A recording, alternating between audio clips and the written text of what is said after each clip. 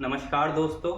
आज मैं आपको एक ऐसे शख्स के बारे में बताने जा रहा हूं जो अगर भारत के प्रधानमंत्री होते तो शायद भारत देश की तस्वीर आज कुछ अलग ही होती।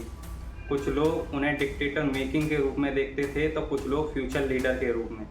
जी हाँ, मैं बात कर रहा हूं भारत की पूर्व प्रधानमंत्री श्रीमती इंदिरा गांधी जी के बेटे संजय गांधी की।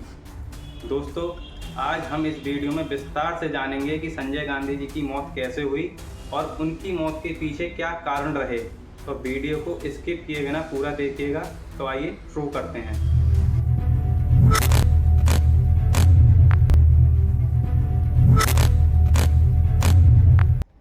संजय गांधी, जिनका जन्म 14 दिसंबर 1946 को नई दिल्ली में हुआ था। संजय गांधी फिरोज गांधी और इंदिरा गांधी के छोटे बेटे थे। संजय गांधी ने अपनी स्कूल की पढ़ाई तो पूरी की थी, लेकिन वह कॉलेज नहीं गए। ऑटोमोबाइल और इंजीनियरिंग में इंटरेस्ट होने के कारण संजय गांधी का एक सपना था कि भारत में हर व्यक्ति के पास खुद की एक गाड़ी हो। इसीलिए संजय गांधी ने मारुति लिमिटेड की नींव रखी, जो आगे चलकर मारुति सुजुकी जैसी एक बड़ी कंपनी बनी। संजय गांधी जब किसी भी वैधानिक और संवैधानिक पद पर नहीं थे, तब उन्होंने कुछ ऐसे अहम फैसले लिए जिसने पूरी देश की राजनीति को पलट कर रख दिया, जैसे नसबंदी अभियान, तुर्कमान गेट डेमोलिशन और प्रेस और ओपोजिशन पर कंट्रोल। संजय गांधी एक पावरफुल लीडर होने के साथ साथ एक विजनरी लीडर भी थे। लेकिन फिर आता है 23 जून 1980, एक ऐसा दिन जो कुछ लोगों के लिए एक जश्न का दिन था तो कुछ लोगों के लिए दर्द भरी याद बनकर रहे। ये वही दिन था जब संजय गांधी इस दुनिया को हमेशा हमेशा के लिए छोड़कर जा चुके थे।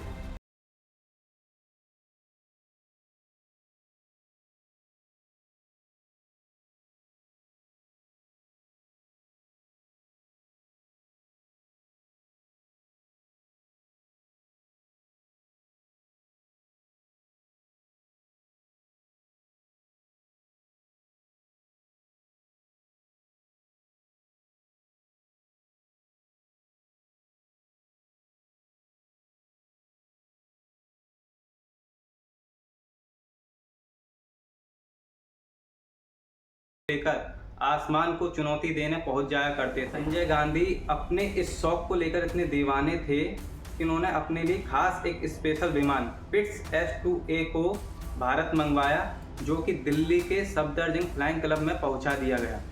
संजय गांधी पहले ही दिन इस विमान को उड़ाना चाहते थे, लेकिन सेफ्टी को ध्यान में रखते हुए दिल्ली फ्लाइंग क्लब के इंस्ट्रक्टर ने इसमें पहली उड़ान भरी।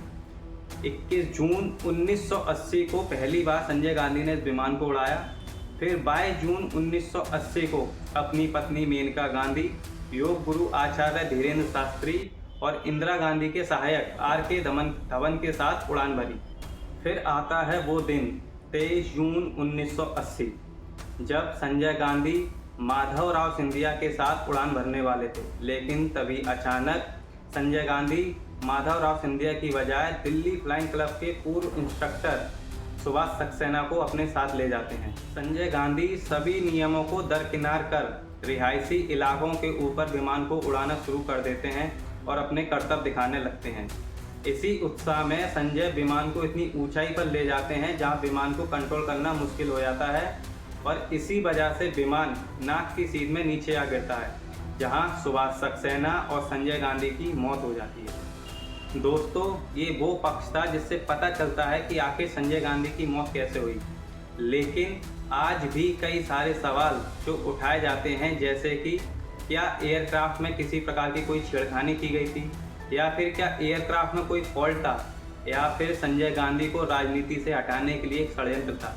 तो आइए इन पर भी एक नज़र डाल लेते हैं।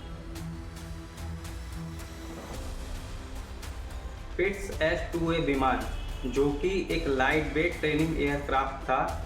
ये एयरक्राफ्ट हाई परफॉर्मेंस स्टंट के लिए डिज़ाइन किया गया था।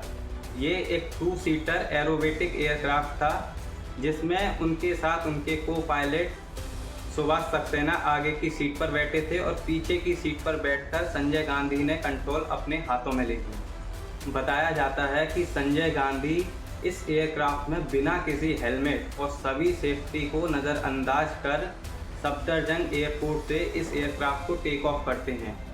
हवा में कुछ देर करतब दिखाने के बाद एयरक्राफ्ट में हुई गड़बड़ के कारण ये एयरक्राफ्ट ईस्ट दिल्ली के जमशेदपुर इलाके में जाकर क्रैश हो जाता है, जहां संजय गांधी और सुभाष सक्सेना की मौत हो जाती है।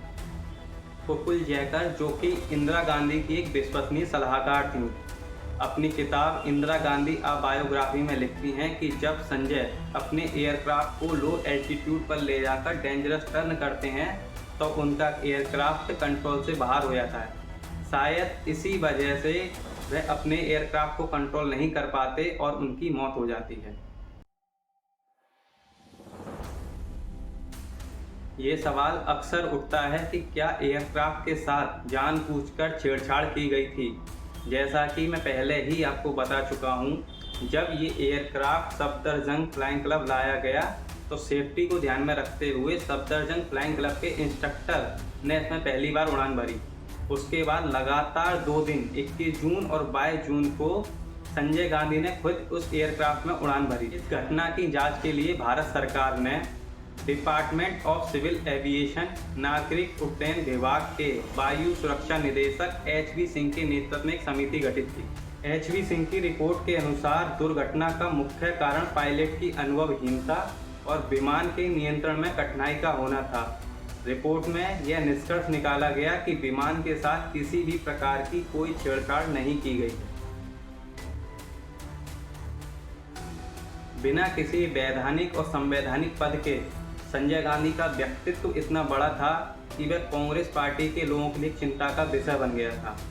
संजय गांधी की लोकप्रियता या उनके डर का खौफ इसी बात से लगाया जा सकता है कि जब वह राजस्थान के जयपुर में प्रवेश करते हैं तो वो 501 तोरण को पार करते हैं, जो कि उनके स्वागत में लगाए गए थे। ऐसे ही जब संजय गांधी उत्तर प्रदेश के दौरे पर जाते हैं तो हवाई अड्डे पर उनकी चप्पल निकल जाती है, जो कि वहाँ के तत्कालीन मुख्यमंत्री उनकी चप्पल उठाकर उन्हें पहना देते हैं। संजय गांधी के इसी रुतबे की वजह से पार्टी के कई लोग संजय गांधी से नफरत करते थे, क्योंकि संजय गांधी ने हर किसी मंत्रालय पर अपना कंट्रोल बनाए रखा था। प्रफुल्ल जयकर अपनी किताब इंदिरा गांधी अ बायोग्राफी में लिखती हैं कि कांग्रेस के कई वरिष्ठ नेता संजय गांधी से डरते और नफरत करते थे, क्योंकि पार्टी में संजय गांधी का मंत्रालयों पर नियंत्रण, शासन में हस्तक्षेप और सत्तावादी रवैया उनकी ही पार्टी के लोगों के लिए असंतोष का कारण बना। दोस्तों, इन सब कारणों के अलावा एक कारण और है जो आपने या मैंने अपने किसी न किसी टाइम पीरियड में ज़रूर सुना होगा कि संजय गांधी की मौत के पीछे उनकी मां इंदिरा गांधी जिम्मेदार रही थी। लेकिन इन्हीं अफवाहों पर विराम लगाते हुए मैं आपको बता दूं कि जब संजय गांधी को हॉस्पिटल लाया जाता है उनकी बॉडी को पैच करने के लिए, तो इंदिरा गांधी उसी स्थान पर जाती हैं जहां एयरक्राफ्ट क्रैश हो जाती है। लेकिन उसी बीच अफवाह ये उड़ती है कि इंदिरा गांधी वहां संजय की घड़ी और चाबी के गुच्छों के लिए गई थी। लेकिन राजनीति की संधि सत्ता में एक माँ वहाँ शायद इसलिए गई थी कि काश एक बार उसका बेटा लौट आए। एक माँ उस मलबे में अपने उस बेटे को ढूंढ रही थी जो हमेशा के लिए उस माँ को छोड़कर जा चुका था। प्रफुल्ल जयकर अपनी किताब इंदिरा गांधी अ बायोग्राफी में लिखती हैं कि संजय की मौत के बाद इंदिरा गांधी इतनी टूट जाती हैं कि वह रातों में उठ कर संजय को ढूंढा करती थी। दोस्तों, संजय गांधी बेशक एक अच्छे लीडर ना बन पाए हों, लेकिन एक बेटे होने का फर्ज उन्होंने बखूबी निभाया, क्योंकि इंदिरा जी के शासनकाल में कई ऐसी मुश्किल घड़ियां आईं जहां संजय गांधी अपनी मां इंदिरा गांधी जी के साथ खड़े नजर आए। जब इंदिरा जी 1977 का चुनाव हारी थी, तब एकमात्र संजय गांधी ही ऐसे व्यक्ति थे जो अपनी मां के सपोर्ट में खड़े नजर आए, और यही वजह थी कि एक बार फिर से इंदिरा गांधी जी 1980 का चुनाव जीतती हैं। कहा जाता है कि अगर संजय गांधी ना होते तो शायद भारत की राजनीति में इंदिरा गांधी की फिर कभी वापसी ना हो पाती। दोस्तों, ये थी कहानी उस शख्स की जिसने कभी हारना नहीं सीखा, पर अफसोस 34 साल की उम्र में संजय गांधी अपनी मौत से हार गए।